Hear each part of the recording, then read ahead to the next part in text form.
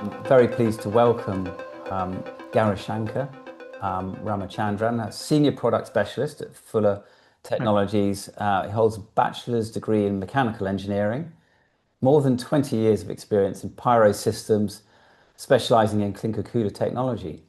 Throughout his career, he's been instrumental in implementing design improvements to enhance the reliability and efficiency of clinker coolers. With extensive field experience gained from more than 30 cement plants worldwide, Gowrishankar is dedicated to driving continuous improvement in product performance through clinker cooler design, development, troubleshooting, manufacturing audits, and customer seminars. So here we are, Gowrishankar. It's over to you. I hope you can see the slides, and I'm ready to be your support here. So welcome, Gowrishankar, for your cooler upgrade presentation. Yeah, thanks, Thomas. And hello, everyone. Thanks for joining the webinar on cooler upgrades that delivers exceptional value. Yeah, can you move to next slide, Thomas? Yeah, in this session, we will see about introduction of the crossbar coolers, crossbar cooler features, and cooler upgrades and benefits. Yeah, next one. Yeah, the development of crossbar cooler. So we launched the first crossbar cooler in 1997. So it is a successful and widely adopted cooler called SF cooler. So we have sold more than 200 units in that period. And SF cooler is kind of a sloped cooler having stationary crossbars and movable crossbars. Then later we have introduced our multi-movable crossbar cooler in 2004. So which is an horizontal cooler with only movable crossbars, and comes the latest one called the CB cooler. So which is we launched in the original version we launched in 2010, and followed by the latest version in 2021. So it is having highest availability, combining the benefits of both SF cooler and the MMC cooler. Yeah, next one. Yes, again, yeah, over 25 years of proven results for the crossbar type coolers, since we are selling from 1997. So more than 450 coolers has been sold so far, or in other terms, we can say like 670 million tons of clinkers per year is produced through our crossbar coolers. And in the charts below, so we are showing the latest CB coolers sales. So we have actually sold more than 200 crossbar coolers, and out of which hundreds are in the higher capacity range of 6,000 to 13,000 TPD. Yeah, next one. So how is crossbar cooler different from the traditional coolers? So you can see a quick comparison here on the videos. So crossbar cooler is having recirculating crossbars just placing above the static air distribution plates, which means the conveying mechanism is separate and the cooling mechanism is separate. So any wear on this moving crossbars will not affect your cooling efficiency. Means it will have a consistent thermal efficiency over a period of time. Say, for instance, after 1 year, the crossbars may worn out, but your cooler efficiency will not affect. So it will maintain a consistent thermal efficiency. But on the other side, the grate coolers, you can see in the videos, it is having the movable grates and the fixed grates. So normally you will see more wear in this connection area where the grate plates get worn out after 6 months, and you will see a lot of fall through. And then over a period of time, your cooler efficiency also will come down. So on contrast, the crossbar cooler having the consistent efficiency, and there is no fall through as the grate plates are static. And since there is no fall through, there is no need for under-grate conveyor, and we need only conveyor after the discharge hopper from the HRB or the crusher. Yeah, next slide, please. So working principle of crossbar cooler. So the conveying mechanism is happening in 3-step process we call shuttle motion. So in the first one, step 1, you are seeing the picture showing the air distribution plates in light gray, and the blue lanes or crossbars which are actually conveying the clinker. So in the first step, all the crossbar lanes are moving forward, and in the second step, So alternate reverse. So the odd number lanes like 1, 3, and 5 will come reverse, and in step 3, even number lanes will come reverse. It's mainly to prevent the backward flow of the clinker during the reverse stroke. Yeah, and we also have the features like adjustable stroke length. Normally, the nominal stroke length is 300 mm, but we can also adjust the stroke length depending on the cooler operation. And it also has an ability to convey the clinker with even one drive in stopped condition. Yes, next slide. Yeah, the crossbar cooler features.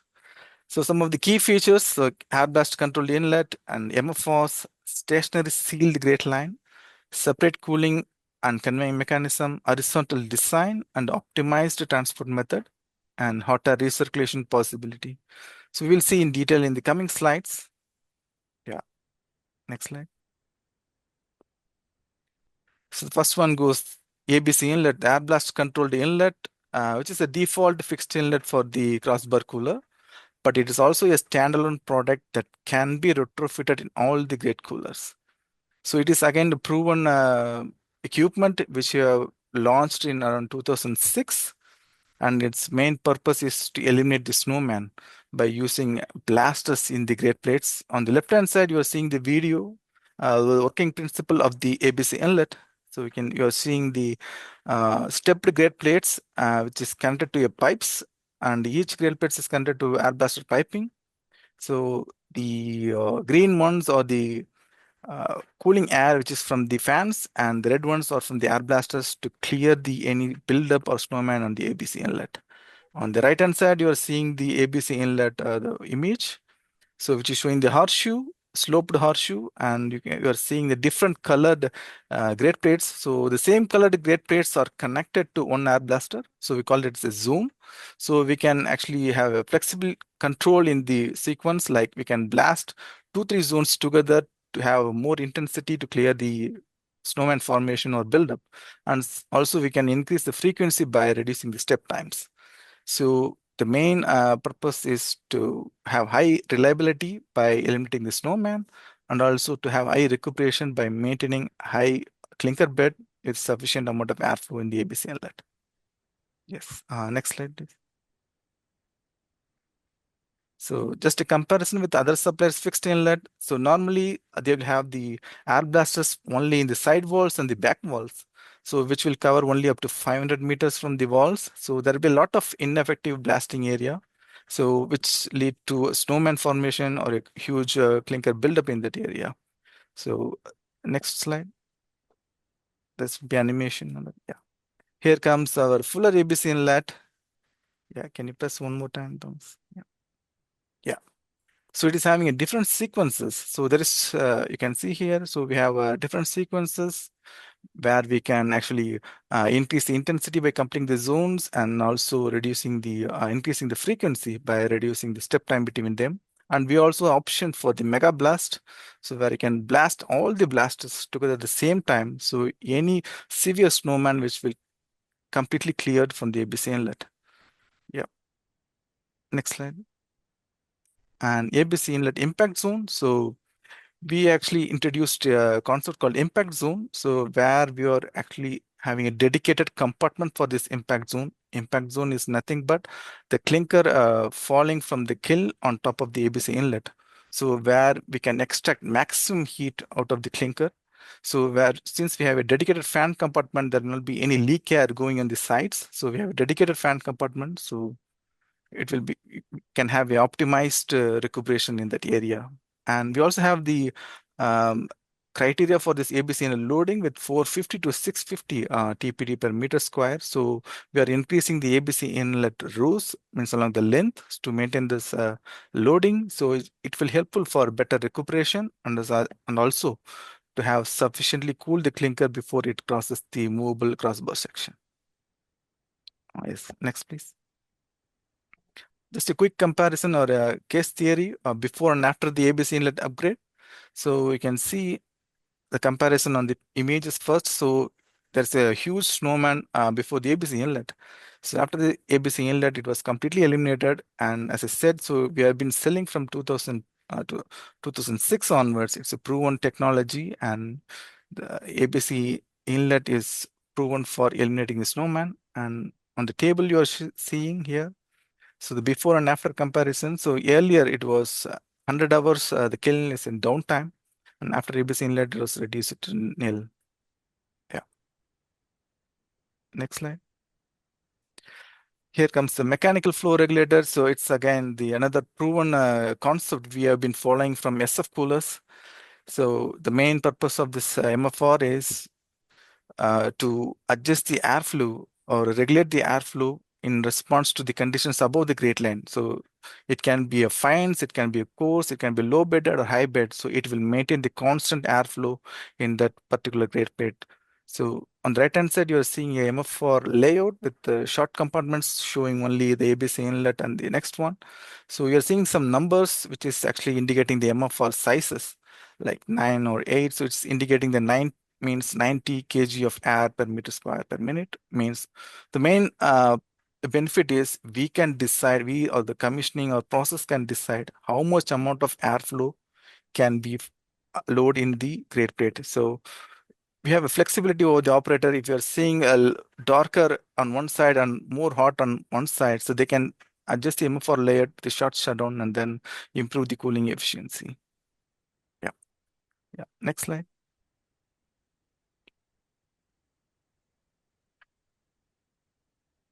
Yeah. And the CV cooler is with the horizontal and optimized transport, which means the main advantage of having the horizontal cooler is your civil cost, because the hot working point height from the floor will be reduced compared to a sloped cooler from 1 meter to 2 meters. So your civil cost on kiln pyres or the preheater building will be drastically come down.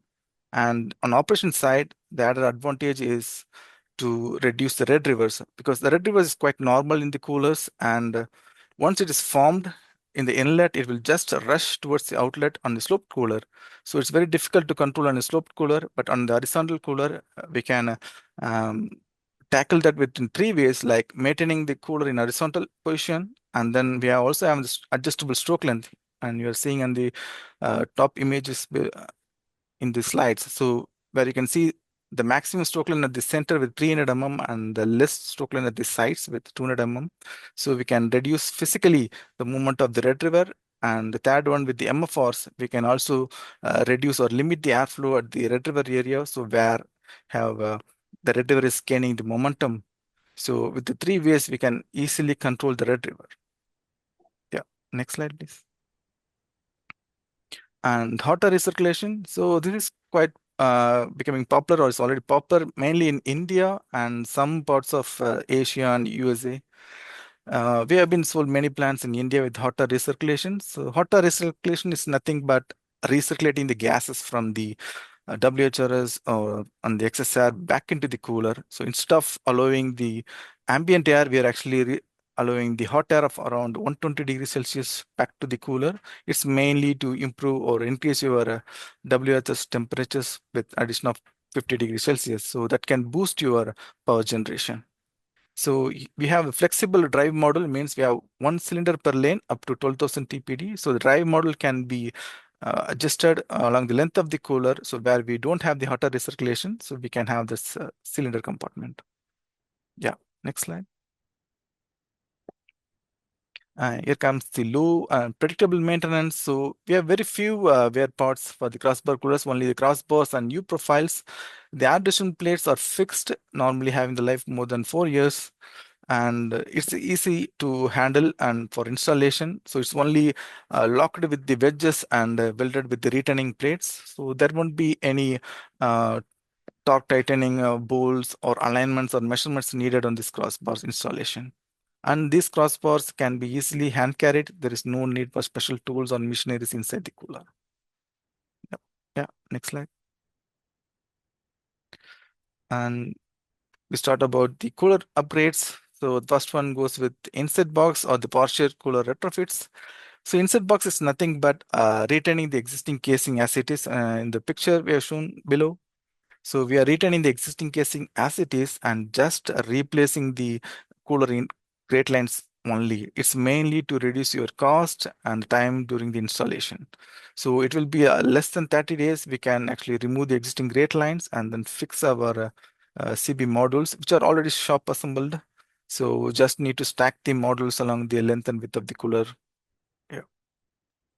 And the partial cooler is nothing but, yeah, just replacing the coolers only in the inlet, means the fixed inlet and the recuperation zone. We can also do a partial cooler. We don't need to do a complete cooler. So up to recuperation zone, we can modify. It's mainly to reduce your cost and with improved recuperation efficiency. Yes. Yeah. Next. So this is one of the cooler performance guarantees we have achieved with the full cooler replacement. So the clinker outlet temperature is around 106 degrees Celsius and fuel consumption is 680, even less in some other cases. And specific power consumption is less than 4.9 kilowatt hours per ton. And cooler efficiency is 74%. Yeah. Next slide. And the next upgrade we are going to see is SF-CB upgrade. It's mainly applicable for SF coolers. So customers having SF coolers have an option to upgrade it to a CB cooler.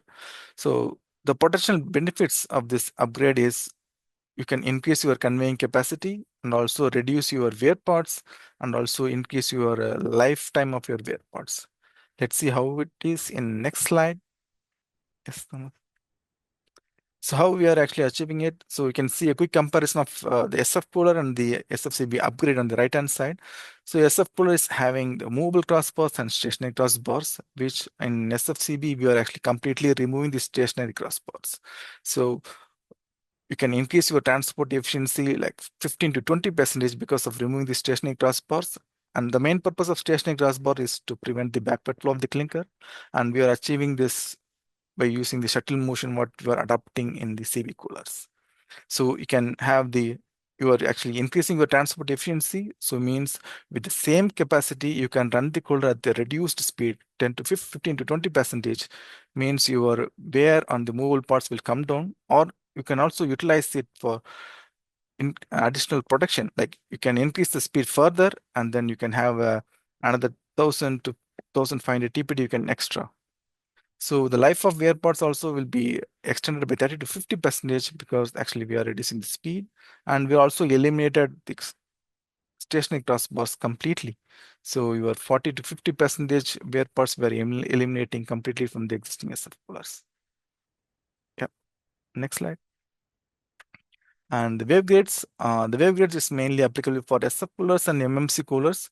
So the key benefits is to have the reduced power consumption. So on comparison of the old grate plate and the wavegate here.